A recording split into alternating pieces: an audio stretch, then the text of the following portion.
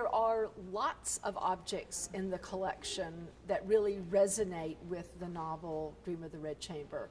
And the first and probably most obvious is the wonderful embroidery entitled Dream of the Red Chamber.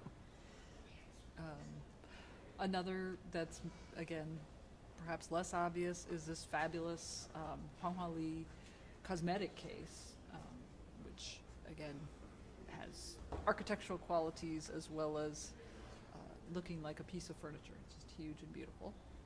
And there are also, of course, many, many textiles that are of the type that might have been worn by elite members of the Qing that would also be described in the novel.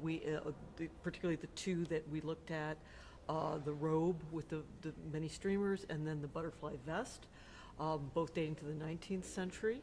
But we also saw a painting by an obscure artist named Wang Qiao, but interestingly enough has an inscription by a 19th century woman, poet and concubine, who was renowned as a commentator on the novel The Dream of the Red Chamber. It also shows other sort of material culture of women's lives.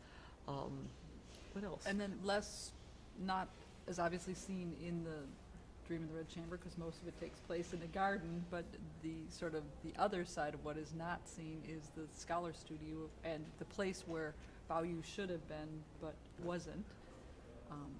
We have an actual... Although we have an actual piece of a garden, so actually yes, that does help garden visualize. Here, and we have garden rocks outside as well. Well, and the rocks, I mean, the scholar stones, I think are really important, right? Because I think that once you look at those marvelous, fabulous rocks in that display case, I think the idea that a stone has life seems a little bit less bizarre to you. I mean, those are stones with vital force in them, right. And I think.